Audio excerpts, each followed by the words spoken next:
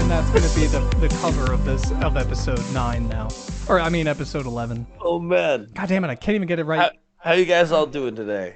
Oh, Jesus. Oh, are we starting this? You just want to do this? Yeah, no, that I think is a beautiful start. That's the intro. And if you'd like to get in on what just happened, you should join our Discord. You should, yes. You should join the Skorge Discord, which, by the way, I'm thinking here we should make like our own Neon Valley Discord. Make a joint Neon. Oh, yeah, use the Neon Valley email to make a Neon Valley Discord. Yeah, and like Twitter, stuff like that. A more focal place that people can go to, because like I also know that we only source our questions from Discord right now, but I know a lot of people also don't use Discord. So yeah, Twitter. Exactly. We have our subreddit, r/Neon Valley Pod. If you want to go there, you can drop questions. I totally knew we had a subreddit. Yeah, I didn't even take the shot, Mitchell, which I'm going to take right now. So this is a celebratory shot. Take the shot. Yes, get your shots. We didn't celebrate last episode. It was our 10th episode, Mitchell. It was. We talked about the glorious Southland Tales. We might have mentioned it, that it was the 10th episode, but we didn't really like do anything. We hit double digits, baby. That's more than 9. But also more than 9.9, because that's technically not double digits. You know, when they told me you had passed math, I was a little flabbergasted. I got a B- in accounting. You're just proving me wrong again and again. That's amazing, buddy. Proud of you. No, but think about it this way. How many things in your life can you say, especially recently, let's say in the last like 5 years, that we go with numbers. And I don't care how long it's taken for us, but have you sat down and done consistently 10 times for over an hour or two? That's dedication. You know what I'm saying? Like we're doing this. Yeah. You know what? Yeah. Fuck yeah. I'm gonna take this shot. Let's go, baby. Put it in your mouth. And then swallow. Oh God. Like the little bit. Oh God, it did that thing where my throat closed up. Oh no. Oh, it rejected. It did. It rejected it immediately. Shot. And you're like, it must continue. Yeah, I'm washing it down with a Prime energy drink. This isn't a sponsor, by the way, because I don't. Oh no. I know. No, believe me, I don't. Here's my thing about this company is that I don't like Logan Paul at all, but I do like KSI. So I like 50% of the people that own this company. So I only buy. I told Audrey I only buy half as much as I normally would. Man, I'm glad I got a B- in accounting, because we're doing a lot of math this episode. Wow, we really are. This is the new math, but we are the official heavy. The official math podcast. Big brain podcast. I'm feeling. I think this is the chill episode, Mitchell. I don't know about you, but I'm feeling good. It might be that shot I just took. Okay.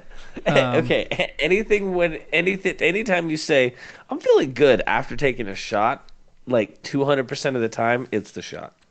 That doesn't math, and we just said we are the math podcast, and you're already not. No, mathing. It's advanced math. You're thinking of regular math.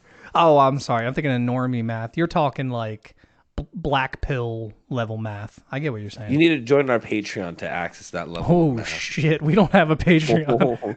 Oh, we don't? Okay. I wasn't sure with the subreddit and everything. I was like, I'm gonna just start throwing things out. You know what? Actually, I don't know. You know, maybe by the time this episode is up, maybe we'll have a Patreon for like $1 or something. You can get the episode early. Maybe, I don't know. We'll figure out the details, but probably not you yet. Can get it sent to you by carrier pigeon. Ooh, Hogwarts style. Get it like a carrier owl. What? By the way, Mitchell, what is this picture in the Discord? I need to know who this. What did you look up? I looked up the band Rush. Oh, it's Rush. Oh, it's. You kept saying Rush. When you said, "Oh, I got to include that in the Discord," I thought you realized what I was doing. I didn't at all. I don't know how it. And I'm looking at the guitarist like I know that face. I'm like I know that face so well. Fucking A, look at that. I'm disappointed that you didn't recognize that sooner. That's so funny. I'm actually disappointed too. You know who else would be disappointed? Danny Sexbang. And I don't want to disappoint Danny Sexbang.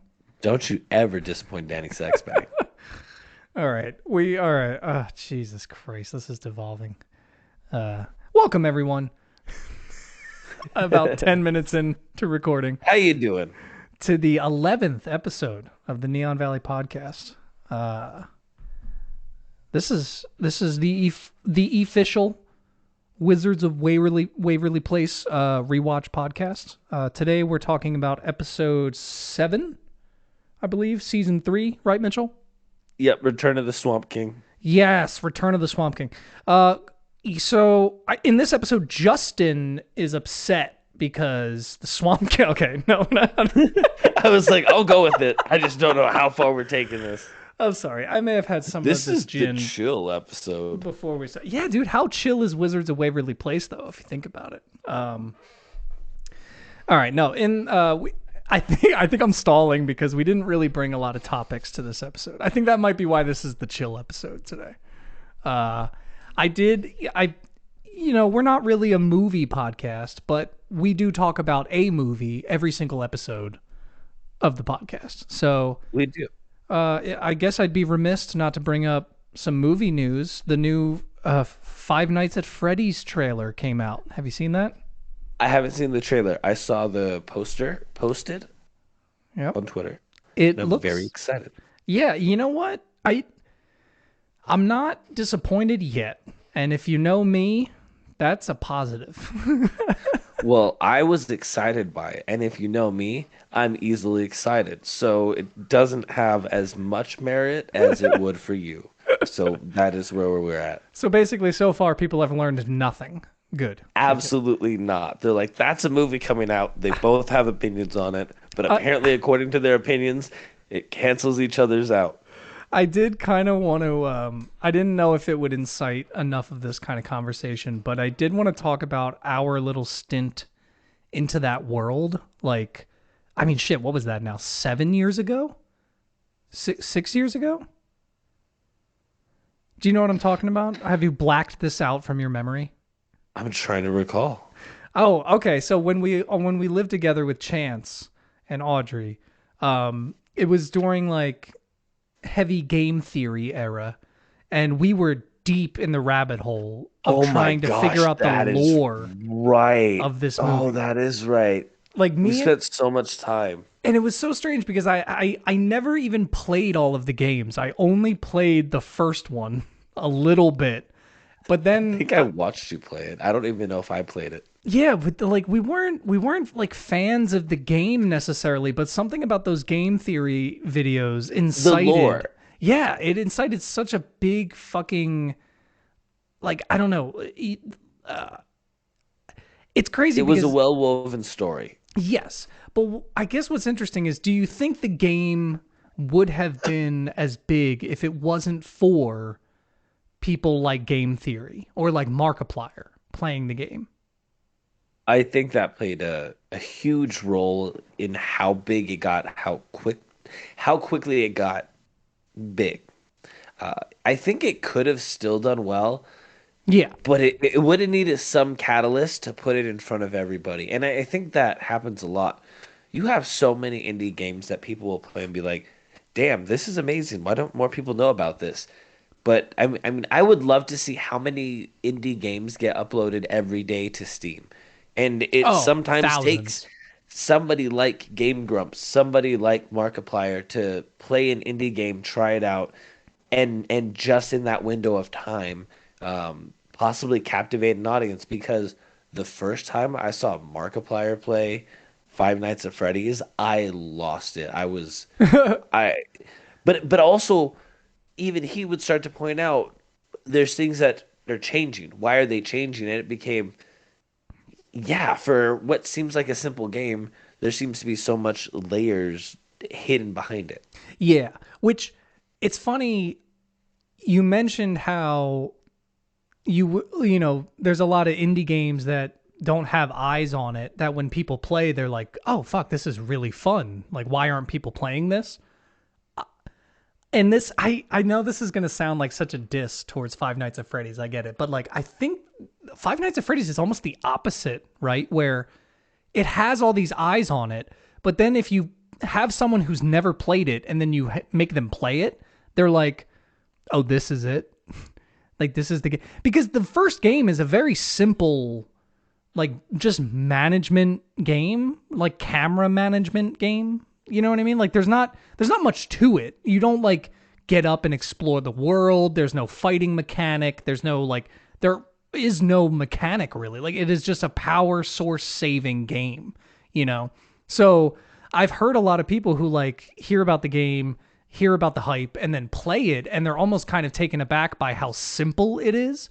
But again, it's that you peel away those layers and it's the lore, the story that the game kind of builds behind it is so much more interesting than the game itself almost. And then as the games went on, they started to build upon themselves, become more interesting. Now they're just literally the open world Five Nights at Freddy's game, like Security Breach, which is fun to play it when it works. It was real buggy when it came out. But yeah, I just think it's interesting how there are games like that are completely driven off of that kind of internet lore and hype, you know, and not even in a bad way. It's just, I mean, because if you think about, I think of like PewDiePie and Tobuscus, like early YouTubers, right? Hmm.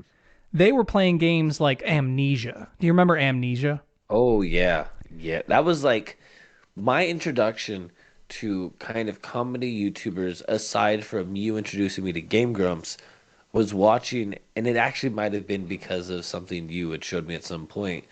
But I would watch the YouTube, or I would watch the PewDiePie jump scare compilations, Oh yeah. and it became this guy plays scary games, and then his reactions to it are funny. Is the meat and potatoes to break it down as simple as I could at the time. Yeah. But again, it became, oh shit, there's lore. Yeah, and we were only what, like 13, 14 maybe when those first were coming out, like the PewDiePie videos, Markiplier, maybe 15 at the oldest. I was gonna say, yeah, I think it had to have been in that like just under mid-teens, like 14, 15 years old. Yeah. So it's still Feels pretty right. impressionable. Like we thought we were older kids because you had younger sisters and like so we're like, yeah, we're the older kid, but and we were joking about like dicks and penises and stuff, so we thought it was like I fuck. never. Uh-huh. So I would never joke about a penis, okay? That's not a joking matter. uh no, but no, the point I was going to make was that like Amnesia I would argue had just as many eyes on it as like because you had Jacksepticeye playing it, Markiplier playing it, PewDiePie playing it, Tobuscus playing it, but it never rose to the absolute fucking iconic like godlike level that Five Nights at Freddy's has landed. Like there is something more there to it for sure, you know. Whether or not even if it's not just the lore and all that stuff, but like marketability. Like the characters are very interesting and cool to look at. We associate them to like Chuck E. Cheese, so there's already a creepy factor to it that we can associate with like nostalgia. And like there is a lot to it that makes it a really interesting series that boils down to such a like simple game. It's really interesting. Yeah, but it works, and that at the end of the day is why it continues to do so well. Yeah, cuz I didn't it's interesting. I was thinking about another conversation to have and I didn't realize that they would kind of be connected. Um is because I was wanted to talk about the Five Nights at Freddy's trailer, you know, and not saying for you to watch it and stuff, but just that it came out. Um, and I also wanted to separately talk about how, and I can't even remember now what made me think of it, but how certain things become more popular because of YouTubers or like so and even sometimes there are things that they try to like diss or like say are bad, but then by doing that they've almost like put these things into a category of like fame for being so bad.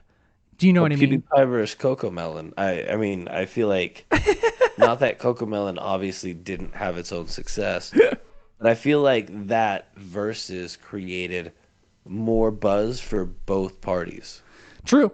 True. Yeah. Or even like something I don't know. This isn't a great. Okay, no, I have a good example. Have you ever heard of the video game Ride to Hell? I think it's called I, Retribution. I have not. Hold on, let me look this up real quick just to make sure I'm right. Hold on. Okay, yeah, it's called Ride to Hell Retribution. Um, and it's touted as one of the worst games ever. It has like a 10% on Metacritic. It has a 1.4 on IMDb. IMDb has video games? I didn't realize that. I guess that makes sense. There's So actors. we're gonna play this together and then post the video online. Oh, that's a great idea. Um, but exactly. But you know what, Mitchell? You just proved my point even more. Is that if this game came out pre-internet and kind of like this era, yes, it would have been just as bad as it is, but nobody would have gave a shit. Do you know what I mean? Like, because we all kind of just like everyone who played it would have just went, "This is bad," and then stopped playing it. But internet culture has this like kind of thing where it's like, hey, let's take things that are bad and like almost like glorify how bad they are and nitpick about what we think is bad about it. And because like everyone was making YouTube videos about this game after it came out. And it's the only reason I heard of it. Like I think Game Grumps played it, and then Markiplier and PewDiePie played it, and all those guys, and then people made reviews of it and talked about like, is this the worst game on Steam? But it was like this self-fulfilling thing where they were only talking about it because other YouTubers were talking about it. Do you kind of get what I'm getting at? Oh yeah, and it's one thing that I find very interesting about human psychology is as a collective to decide between two things that are terrible. Like, okay, for example, I'll use this example. And if you're not familiar with these, you should watch our previous podcast. The Room. I was going to say The Room too. I love The Room. Yeah. I don't like Southland Tales, but and for reasons I partially don't necessarily know why. Like one of them felt more. I don't want to say sincere. No, that's fair. I think sincere is fair.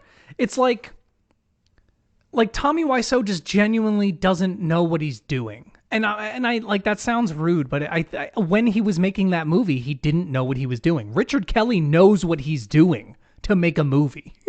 Exactly. That's why it's like again, if you saw somebody, but this to me doesn't even make sense. I was going to say if you saw a basketball player who is terrible but somehow made his way to, but I was like, but that wouldn't work out. So I'm just going to scrap that entirely. Yeah. It's just but again, that's my point is it because it's not something where okay, this person's score designates them as a high performing athlete. People like this person. Yeah, there is Nicolas Cage. yeah. Nicolas Cage can be in a terrible movie, and people are like, "Oh, it's Nicolas Cage." Hmm. And again, nothing against Nicolas Cage, but No, it's one of no. those he could almost literally do no wrong because he just has that following about him. But that comes down to people and what they like, and to have Exactly. something on that scale. Again, it just becomes an interesting kind of psychology piece to me. Yeah, it's like being Or aware sociology. like being aware of when like for lack of a better term, you're just kind of following the things that the person you likes. You know, like if you're on YouTube and you really appreciate a certain reviewer or like, and I'm even just talking specifically about YouTube. This can work in every facet of your life, but if you're on YouTube and there's a specific like let's player or YouTuber or something that you like, if they like a game, sometimes you almost feel the need to just like it, because it's like, oh, well, there must be something about it I don't get. And like it's almost subconscious where you're just like, well, they really like it and I really like that person. So why don't I like it? There must be something I'm missing. And you almost try to like trick yourself into liking it or something. And No, fuck them. No, I know what you mean. yeah, and like, but that's like, yeah, and that's the thing is like, I think what's healthy is taking a step back and being like, no, it's okay to not like something and be like, oh, okay, you like it, that's okay. That's, you know, um, And yeah, but there is like that kind of mentality, that pack mentality of like, oh well, if this is our person that we really appreciate and like, if they think this thing, we must all think this thing. Uh, yeah, that's dangerous stuff. That's how the Third Reich. Never mind. You still there, Mitchell? You still there? Am I gonna have to beat that out again? What am I saying? You're gonna have to just beep out your entire opinion on everything. I would start there. But yeah, man, Five Nights at Freddy's. Okay, bear with me. All right, Bear with I you, just Freddy yeah. Fazbear with you. No, I meant like Oh, bare naked men with me. it's Um, been. oh my gosh, I just realized that could have a double meaning because I want you to bear naked men with me as well as. All right, I'm gonna stop because that's just a whole other tangent. We just went down a rabbit hole of four different like puns and off shit. Like that was unreal.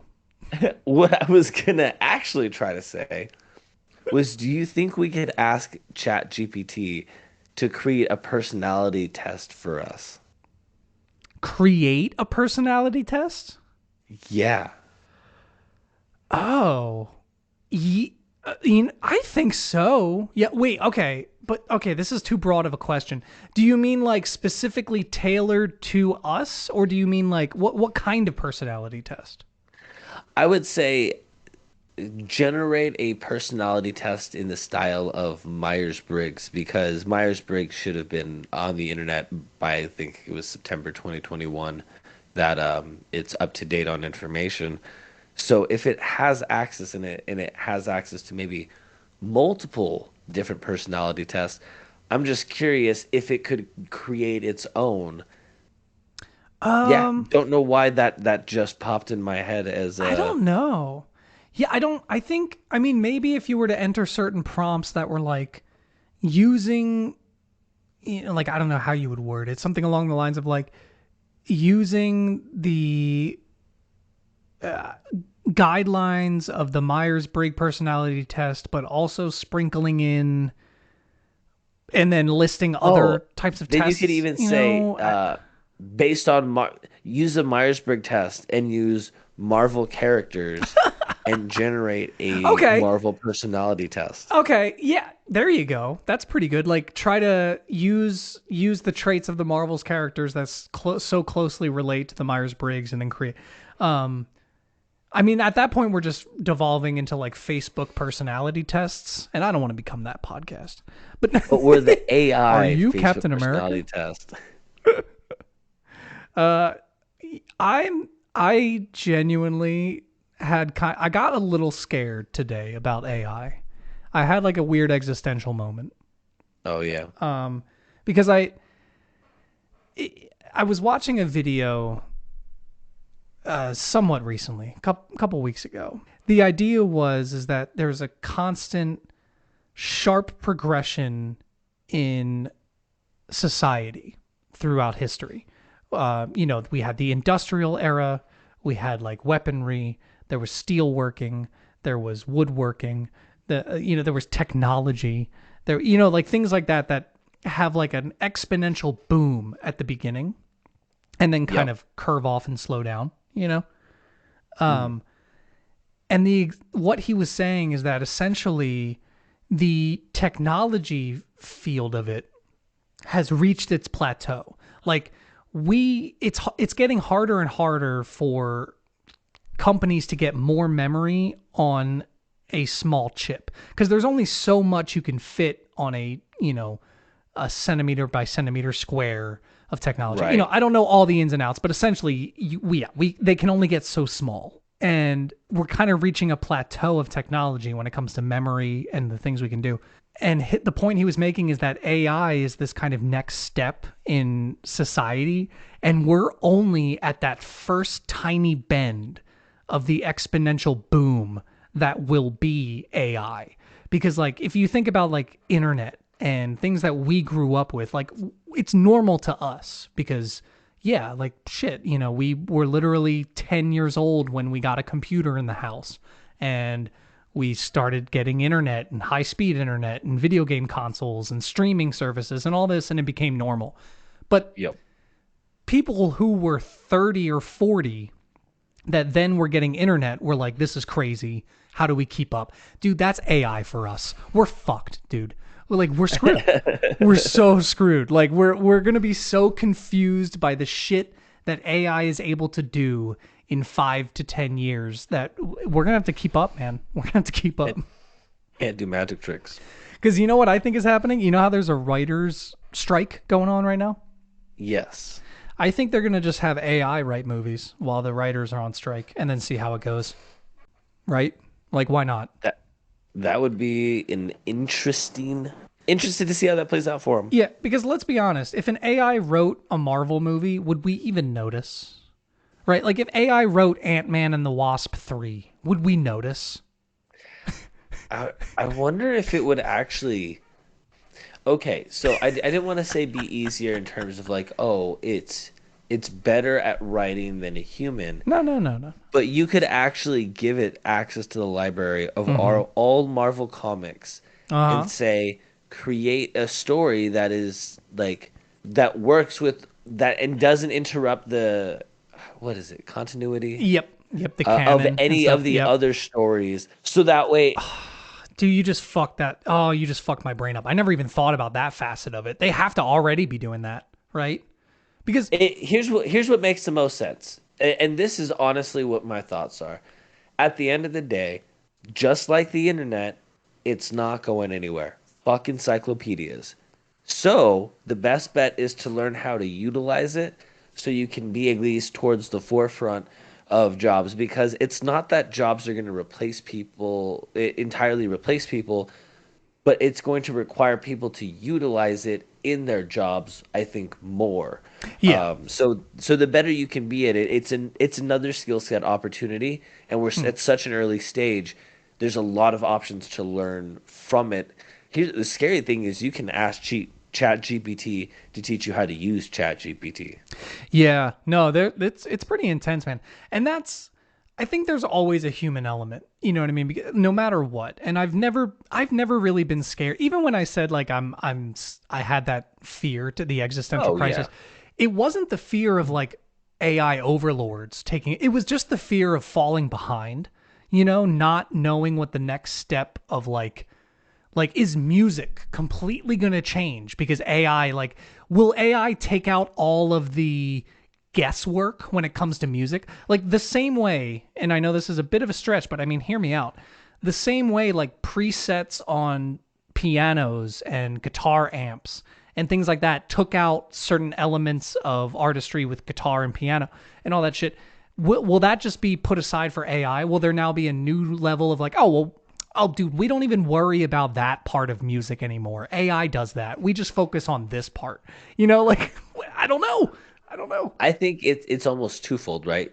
The first short answer would be yes, there will get to a point where you can replace a lot of the more automated portions of it with AI.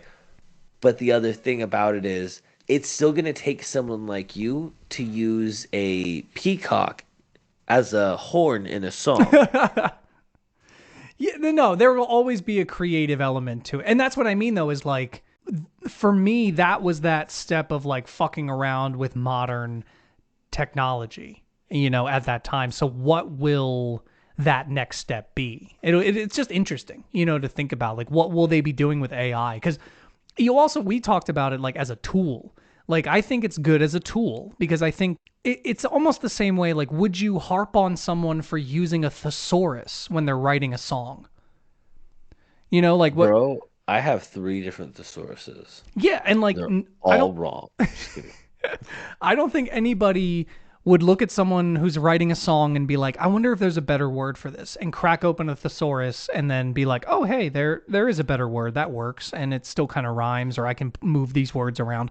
Like, yeah, that's still artistry. So if you were to be like, I can't really think of a good line for this, like, hey, Chat GPT, what gives the vibe of this and this, and not saying it's writing your exact line, but for it to be like, oh, like give you a a feeling or a tone that sets it, or a word to use, or is it like I think that's a good tool. That's a good tool.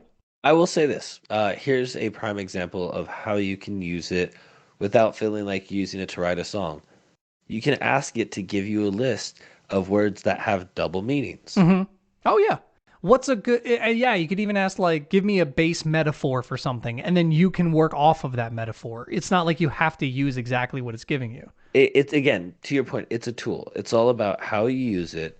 And you can use it in a way that makes your work easier. You can try to use it as a shortcut to do work. Might work, might not, but being able to use it as a tool and you're the one utilizing it and not relying on it is always going to put you in a better position. Yeah. Thank you for coming to our TED Talk. Yeah, right. But okay, I would love to go ahead and introduce the movie that I introduced to you. Ladies and gentlemen, we have for you today our review on Terror Eyes.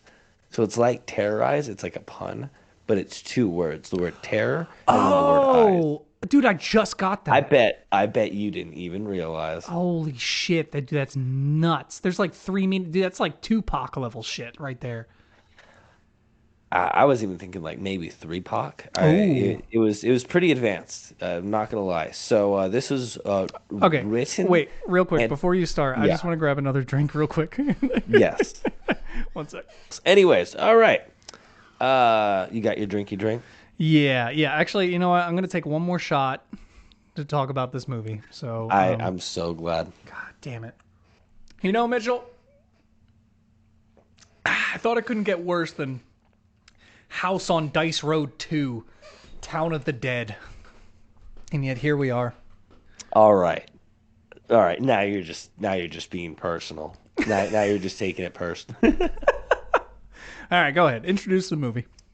All right, ladies and gentlemen, we have Terror Eyes, written and directed by Delaney Bishop, who I believe was actually also in the movie. Actually, I think it As was written and directed by Brian Rusty, if I'm correct.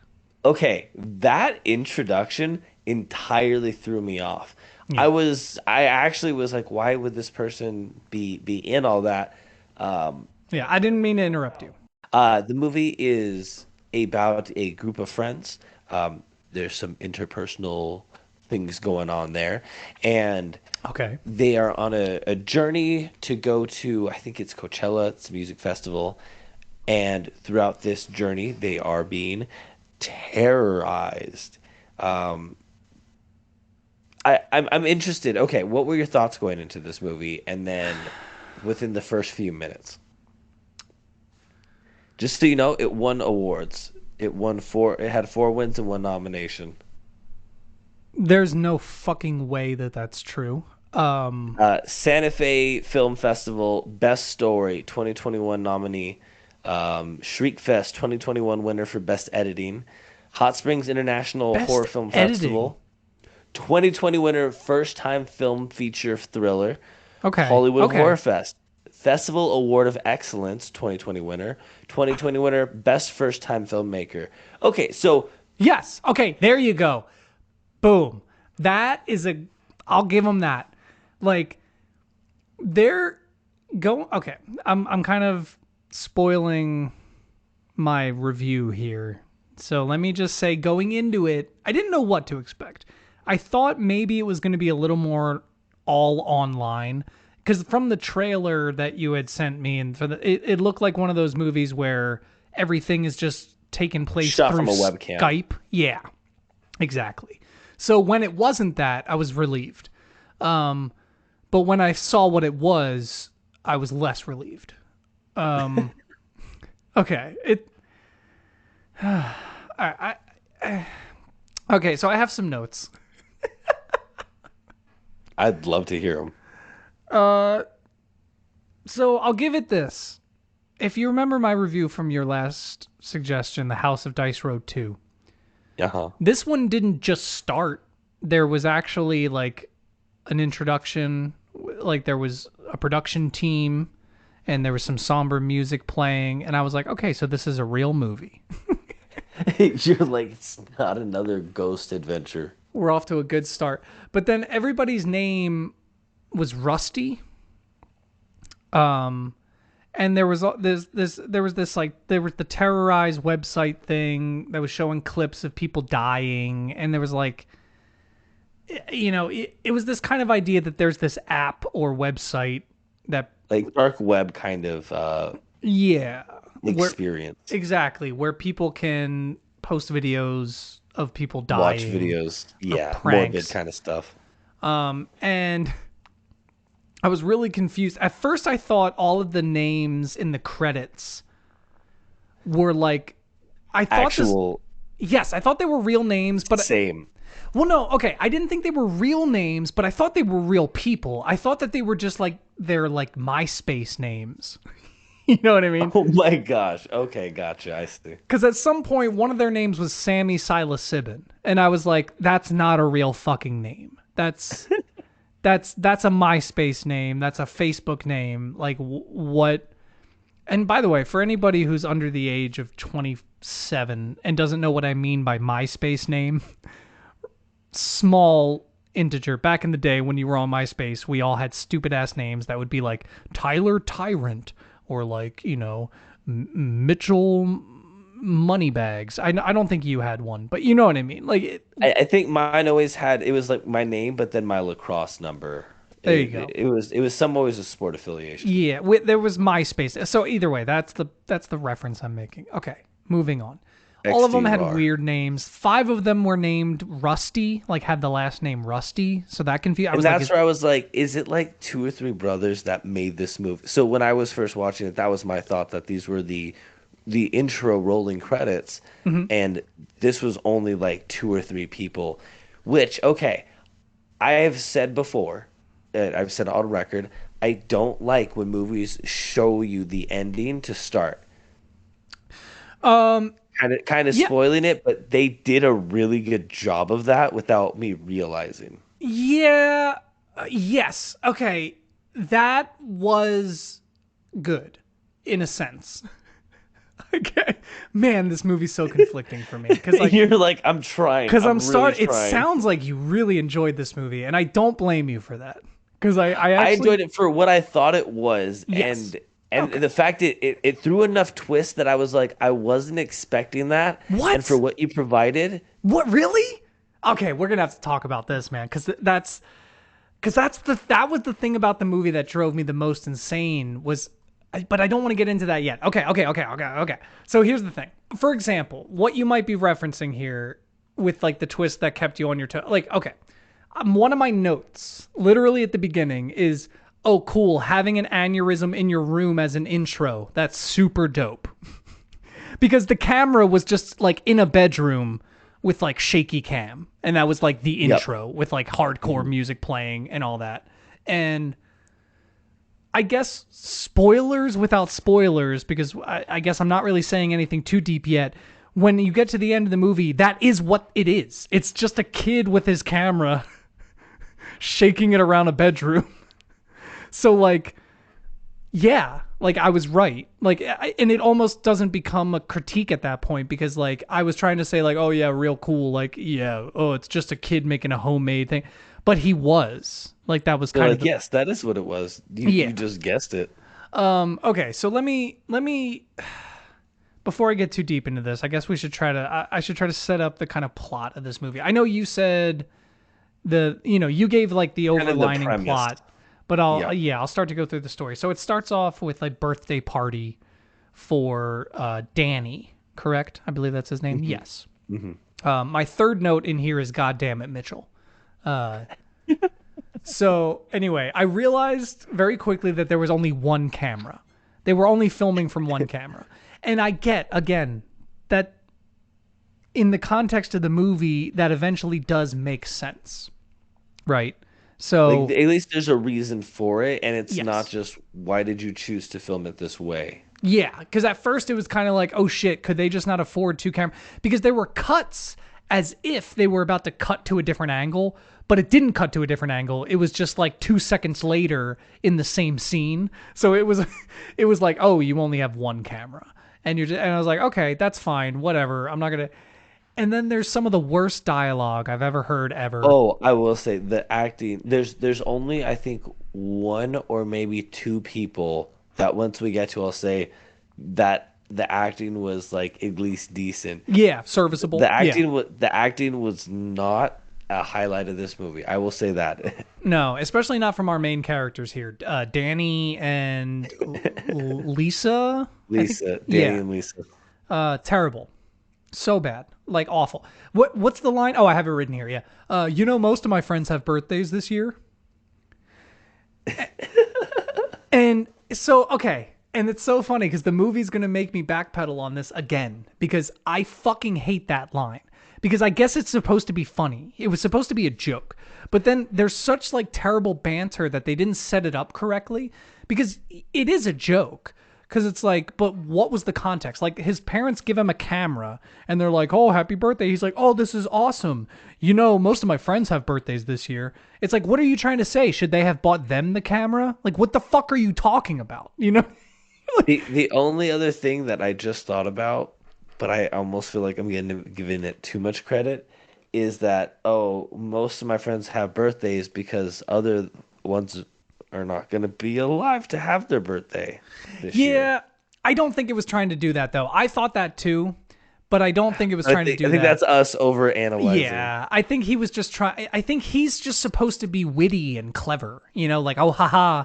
Like, yeah, oh, of course they do, silly boy. Like, oh, you're so fucking silly. Like, but it's not funny at all. And the mother is awful. She's terrible. I hated her.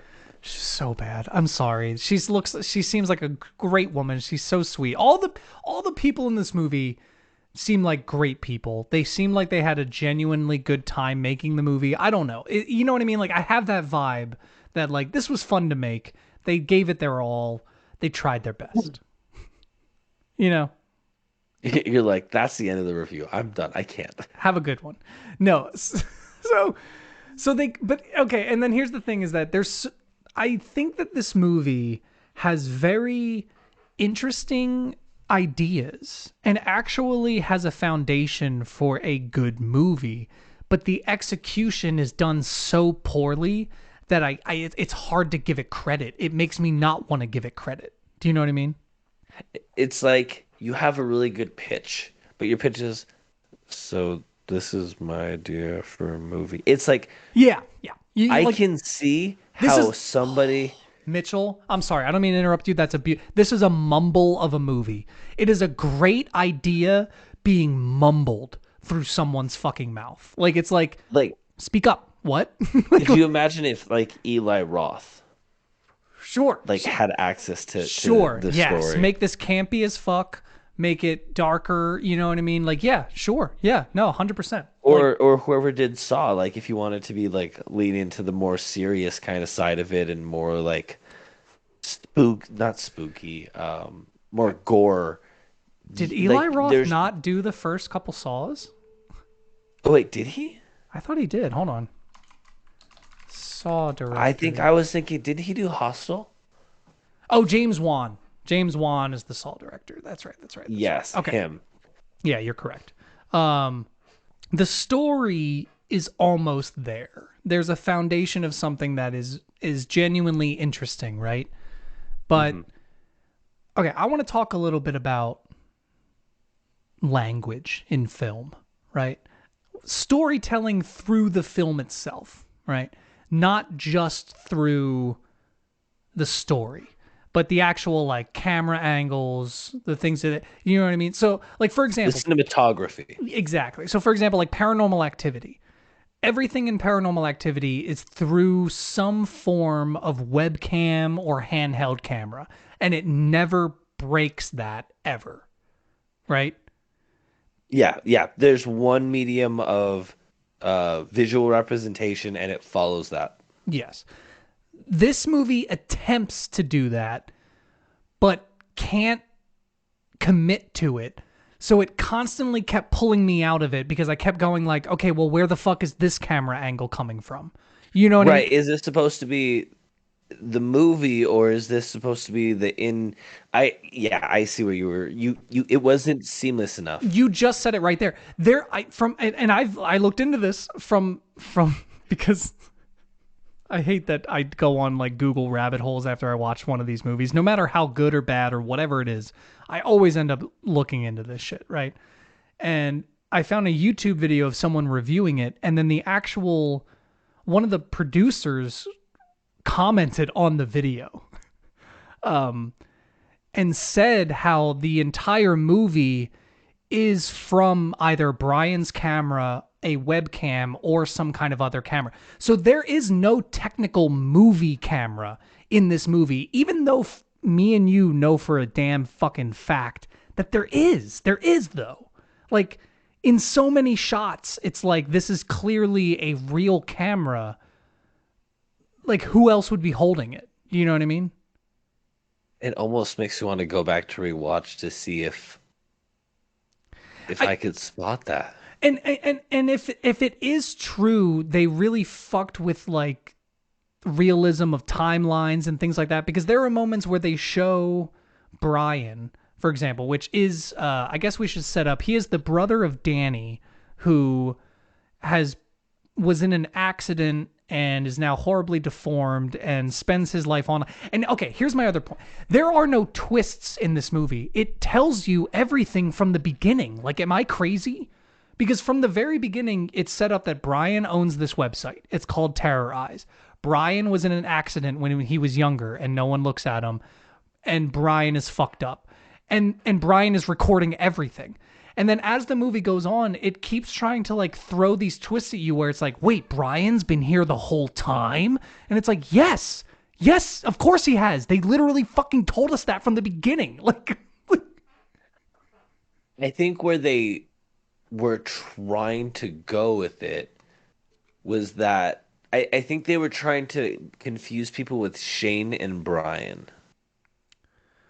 but I didn't get that at all. You know what I mean? Like, from the very beginning, I knew that Shane was just kind of the asshole brother who was trying to fuck Lisa, and Brian was the quiet, awkward one who was just behind the camera the whole time. Which, again, they tried to make that like a twist where the whole movie they're not like looking at the camera or talking directly to it or doing anything like that. But then you find out later that it is Brian recording the whole thing, and then they kind of show you scenes with them interacting with him, you know, as if it is. Yeah. And again, that would be a good twist if you didn't know that Brian was there the whole time. It's like there's another version of this movie where if you didn't know that Brian was there the whole time, this would be really fucking crazy. Because like it would also help you like wonder, like the tension would be higher on wondering, why do these creeps know where they're at all the time? Because, you know, like I'll get to the part where at a certain point in the movie, Brian basically sends out these two goons to kill Lisa. Goons. Which he was a good actor, I think, and one of them. Okay, that's what I was going to say. It was the guy with hair, the Yes. sleazy. Yes. Like he was the most believable character playing like he was the most believable character. Yeah, and you know what's funny is I had to stop the movie and look him up because I knew his face. I was like, I know this guy. Not personally, but I was like, I know him. And you know what? He was on Big Time Rush. The Nickelodeon television show, Big Time Rush. He was the guitar guy. The guitar guy. I'm looking this up now. Joey. He would sit by the pool at the Guitar hotel, dude. and he would have sunglasses Oh on, and he would just play guitar. my God. Yeah. Yeah. I don't know how I knew it, but immediately I was like, I know him from something, and it's from something from my childhood. But yeah, he was the most believable actor in this movie. No, he was great. But yes, he was one of the goons that was sent out by Brian. And this is what I mean, is where the movie does not try to hide any of this information. It's all kind of, I think that there's an edit of this movie that would make it way more interesting. Cut out all of the stuff that tells you that Brian is with them and that Brian is orchestrating all of this, and then slowly feed all of that, drip feed that into the end, and you would have an incredible twist.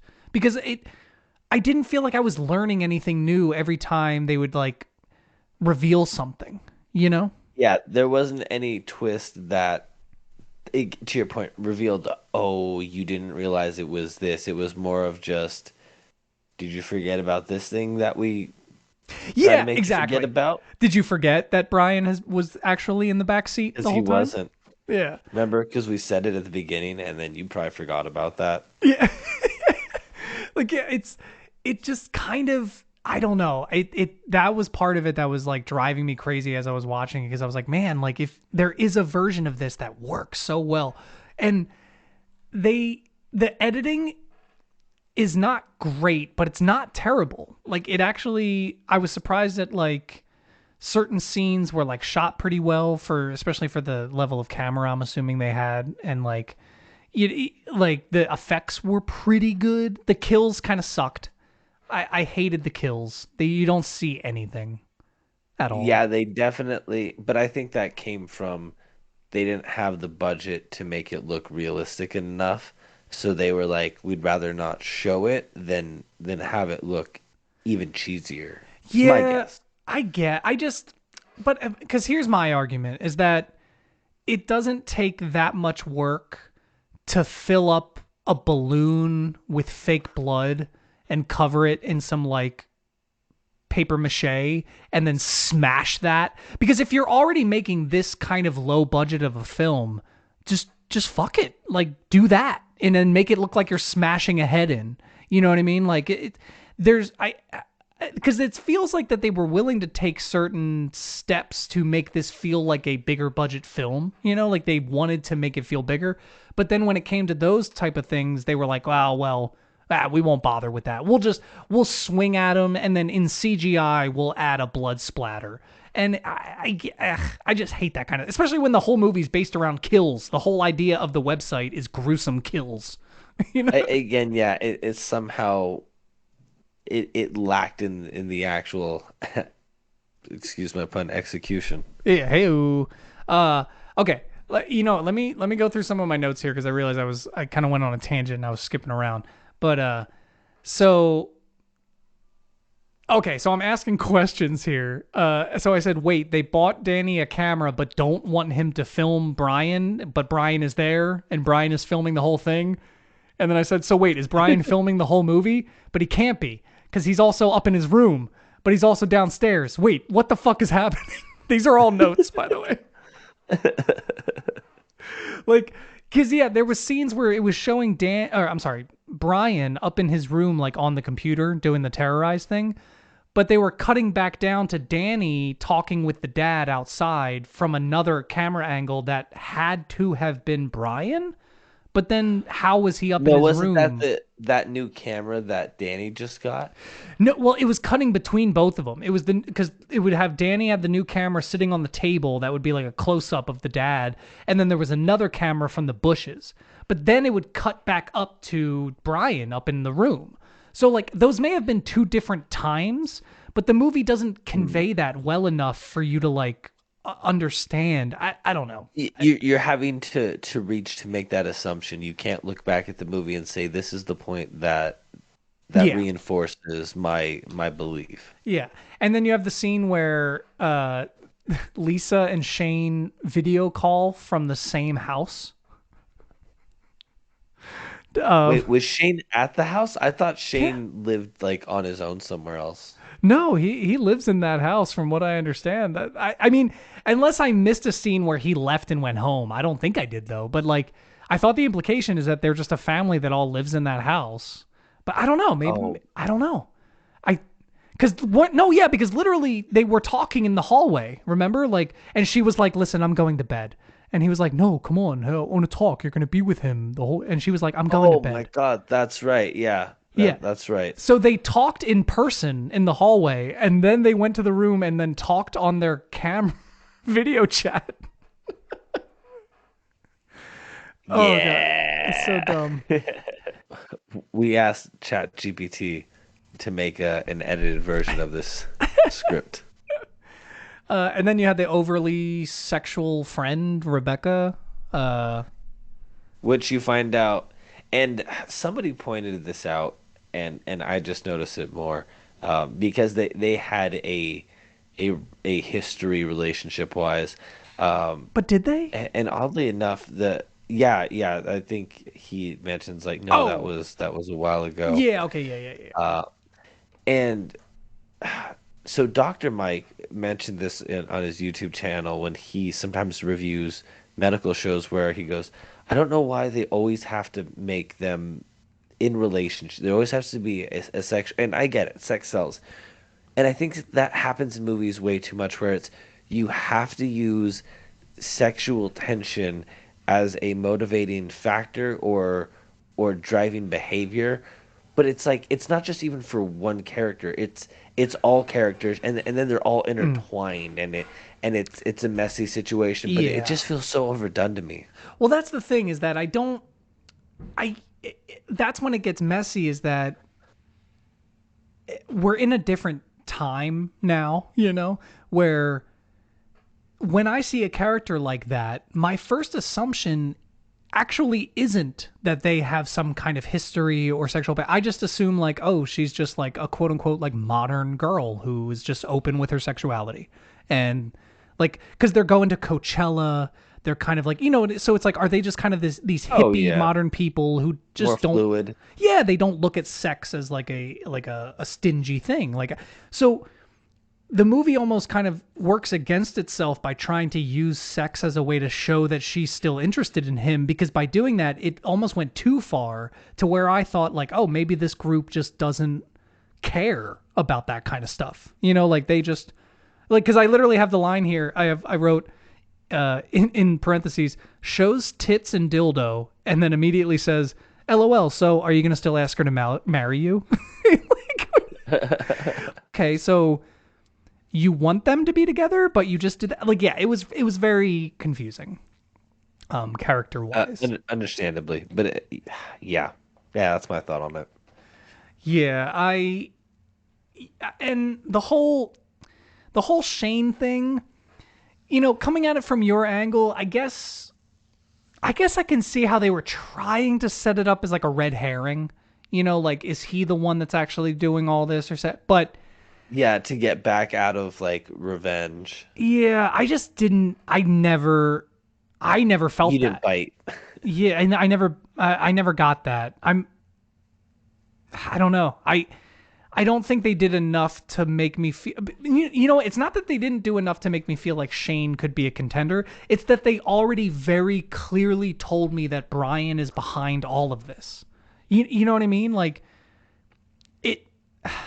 I And don't then know. the dad's like, you need to take him with you.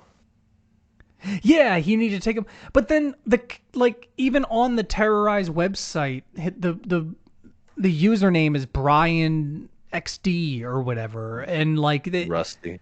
yeah, Brian Rust, and he's they just I don't know. I don't know what they were trying to convey.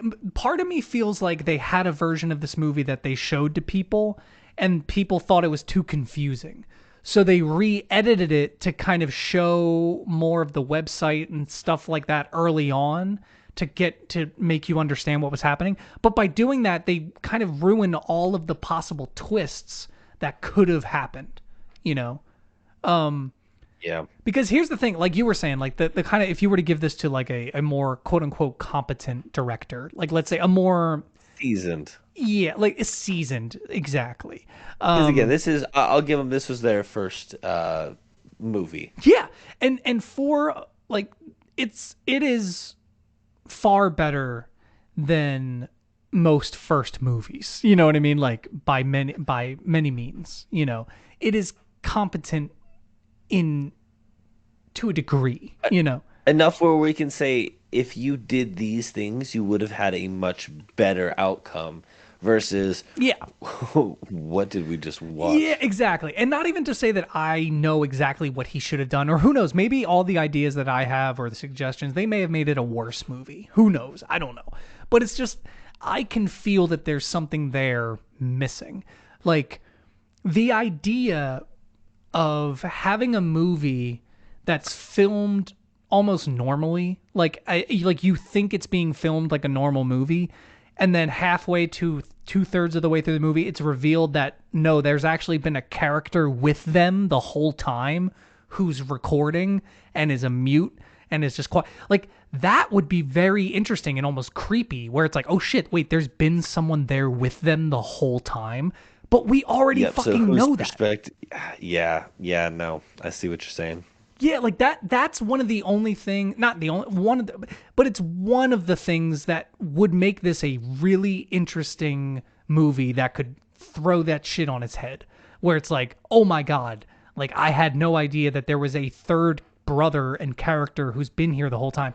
Because even at the beginning, I thought maybe the brother was dead because they weren't really being quite clear about what happened with this accident. And then I started to think, is this like a Fight Club scenario? Like, is Danny both of them? You know, like I That's right. I thought that he died kind of the way they were talking about his brother. That's what had thrown me off. yeah, which just made it confusing. It didn't really work as like a red herring to make you think like, oh wait, is he dead? It's just confusing because you know he's not dead. Does that make sense? Does that make sense? Yeah, but they're almost talking about him like some tragedy happened. Yeah, Yeah. yeah, no, I know what you mean. And there are some good lines that kind of throw you off, right? Because I think like I think there's a scene where Rebecca and Lisa are talking about Danny and like the relationship, and Rebecca knows that she hooked up with Shane, like his brother and stuff like that. So there's like a moment where Rebecca says like, yeah, well, with Shane you don't have all the baggage of Brian. And I thought that again, like maybe it's like a Fight Club thing where it's like, oh, are they saying like that Danny is Brian? Like if you date Danny, do you have the baggage of Brian because he is Brian? Like it. I see what you're saying. Yeah. Yeah, because like why? Because my weird thing was like, well, why wouldn't you have the baggage of a brother with another brother? You know what I mean? Which they do explain. They eventually explain. Yeah, Again, they had opportunities that they didn't capitalize on. They didn't entirely botch, but they didn't execute to its fullest potential. yeah, exactly. And that's kind of this movie in a nutshell is not exercising its full potential, which again may be a budgetary issue, it may be a timing issue, it may, who knows, you know what I mean, skill issue, it may be a skill issue. No, I but like it's no, it's there is the ending felt very dissatisfying because the way that they were building up to this kind of like Coachella festival event thing, I was like, oh, this is going to be intense. But then it just ends up being this kind of really lame face off in the desert between like four people, and they just fall over and like kind of hit each other with a stick off screen. It didn't like do anything for me. I wasn't like, oh fuck, this is what this has all been leading to, Yeah, yeah. Because even like I will say the police station scene wasn't terrible. It felt like they were actually starting to get somewhere with that. But then like Yeah. but it doesn't make sense because like why would they let this kid wear a black ski mask and hoodie in a police station under custody? Why would they have? There was so many things with the police station where I was like, "Oh, that's not at all. That's not at all how that would have gone." It's a Um, right, and again, like this is like a first time writer syndrome thing where they they kind of just clearly didn't want to bother looking into the logistics of a police station. They were just like, what works for this story? Okay, they get arrested, they're in this room, they have to do this thing, they steal the gun from the cop. They don't care about like, hey, let me go to a police station, let me talk to an officer, let me ask them like, hey, if this situation happened, what would you do? What would be protocol? Like what could, and then throw in your own little, because like I'm not saying that he doesn't have to throw in his own little commentary of them having like a camera in the bathroom and like, yeah, you can throw oh in your yeah, own shit, but at least have it be realistic to what would actually happen in a police station. yeah, yeah. It I it's crazy because I don't want to be as harsh as I'm being on this movie. I don't want to be that harsh on it because it's a first time director. I think he might have had one short or two shorts before this or something like that. But uh and it's not so incompetent that there isn't something to talk about and something there. It's just poorly put together. Yeah. Um yeah, I don't know. Is there anything else you wanted to say about it? No, I think that wraps it up again. I liked concepts. I thought they could have done well with it. Yeah, it was just you set up, and I hope to see more from this director after, a few more movies. I think this director could do something cool with these kind of stories, Yeah. but I think you need a little bit more again of that experience of, Yeah. hey, let me make this a little bit more of a realistic situation. Um, yeah, okay. So what is your Oh, rating of Terror? Oh, oh, go ahead. real quick, actually, I forgot. We didn't even talk about the one character, the Sammy Silas-Sibbin character, which, yeah, Oh, I'm not going to get too deep into it because, yeah, I want to wrap this up too. But like, I actually liked him. I think he was a cool character. Like, yes, he's obnoxious and annoying, but that's the point. I'm pretty sure he's Blake Weber on Instagram, and he might have even been a Viner. He But looks really familiar. yeah, he's an Instagram personality. He does like high voices over like he dubs like high voice over videos, and Ah, interesting. yeah, so I when I saw him I was like, "Oh, he's in this." But yeah, he's Instagram. He's got 1.7 million followers. Yeah, no, I He's really liked clean. him because I think his character was cool. Where it's like, I like how he was like a shitty prankster, where he just kept doing like I, really I low love that level that pranks. concept where it was like, oh, I stole mail, and it's like, this is a website for killing people. Like, Yeah, what? and then I like how he leaned into the idea of like, well, okay, well, what if I'm just like a review channel, like a Keemstar, or like, like where he Yeah, becomes and like then a he's like, oh, fuck this guy, and then he's like, oh, he noticed me. Oh no, we're cool. Oh, he doesn't like me. Well, fuck this guy, because for his character, that kind of flakiness actually makes sense. Like yeah, it worked for his character. and it's very realistic. You know what I mean? Because like even in the small realm of the music I make and things like that, I've run into people who kind of almost feel like entitled to work with you or something. Do you know what I mean? Like they Yeah. they reach out to you as if like, hey man, like I do music too, and I'd be really like honored. Like, and they don't even word it that way. They're just like, I should work with you. Like we need to work together. We deserve to work together, bro. Like hit me up. And yeah, like that kind of energy is always off putting. Where it's like, okay, like I might hit you up sometime, but chill out a little bit because it always feels like they want something out of it, which he did. He wanted fame. He wanted, so it was like a very realistic character, even though he was the goofiest character out of all of Again, them. this movie had weird things it was able to do well. Um, Yeah. it No. was just interesting what it did and didn't do well. I'll say that. Yeah, it was a whirlwind of emotions because it was like it went from being some of the worst filmmaking I've ever seen to being like, hey, this is actually pretty good and interesting storytelling, and like I want to know where this goes. So okay, how about you know what? You give your rating first. I want to hear what you think. I've been going through my brain, and I'm gonna give it a 5.5, Okay. Okay. because it to me it meets the threshold for it had everything that I think a movie needs to have, and I think it leans into the side of it is more positive than negative for an equivalent level of movie.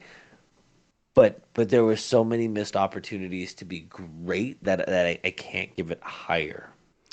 That's fair. That's fair. It's crazy you threw in a half point because I was also going to throw in a half point.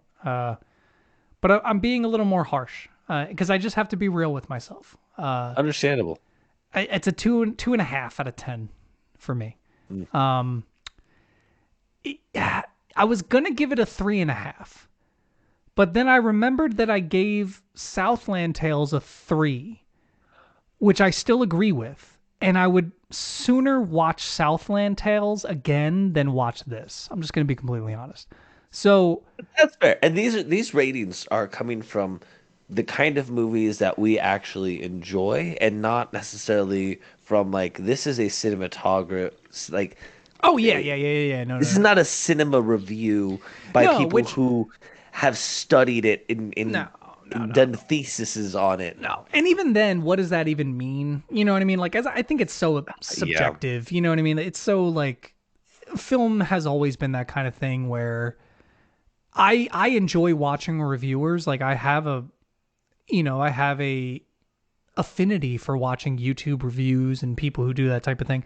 But I don't try to let them like affect my feelings of the movie. I just kind of enjoy their take on it. Like I like conversations about film and Yeah. or if they bring something to it I never thought about that makes you go like, "Oh, that's interesting." Like maybe it doesn't change how I feel about the movie, but now I have a way to look at it differently.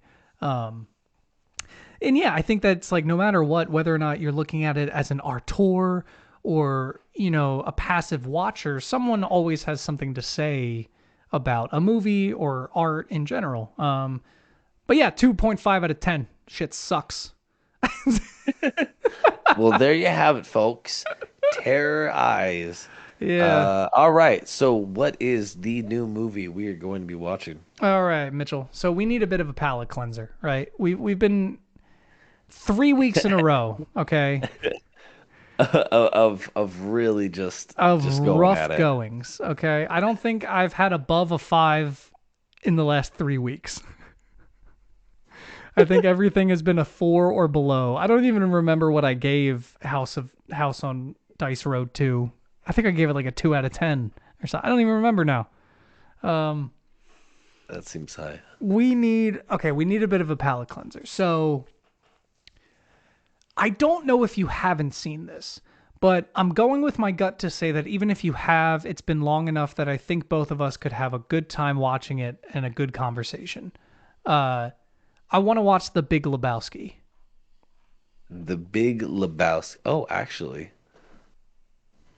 I don't think I've seen that movie. No, okay, good. No, it's an American classic, man. Uh, Oh yeah, no, I haven't seen this. Oh my God, Jeff Bridges, John Goodman, Steve Buscemi, wait, Sam do you not Elliott. know about this movie? Okay, hold on. The Dude The Abides. the dude. Okay, I again, it's something that I have heard reference and I've seen reference multiple times, but I have not watched. I know for a Perfect. fact I've never watched this movie. Perfect. This could not be a more perfect movie then. Awesome. It's great. I haven't watched it since I was super young, so there's going to be things that I've totally forgotten, So it's almost like watching it for the first time again. But it's a great movie. It's a classic. Uh, we need a bit of a palate cleanser after these last 3 weeks because it's been rough, but awesome. Yeah. So if you do not want to be spoiled for the Big Lebowski, Too bad. that's right. You probably should have watched it when it came out in In the the 80s. 80s. Stupid fuck. No. But no, it's yeah, Jeff Bridges. It's a great movie. Try to watch What it is he before next bridge? week. Yeah. All right, I'm not even going to dignify that with anything. Goodbye. No, I'm just kidding. No, Bye. no, hold on. As always, please join the Discord. The links will be in the description of wherever you're listening to this. And join our subreddit, r/Neon Valley Pod. That is r/Neon Valley Pod. Mitchell, you want to say anything to the beautiful people at home? I do. I love you, sweet people. June 13th, new Tsuku. Hey, new music dropping soon. Dropping soon, Koo. Oh, that wasn't good. I was Okay. about to do the same thing, but I'm glad you did it because that was terrible. Yeah, I'll jump on that grenade for you, buddy. All right, next week, Big Lebowski. Let's do this.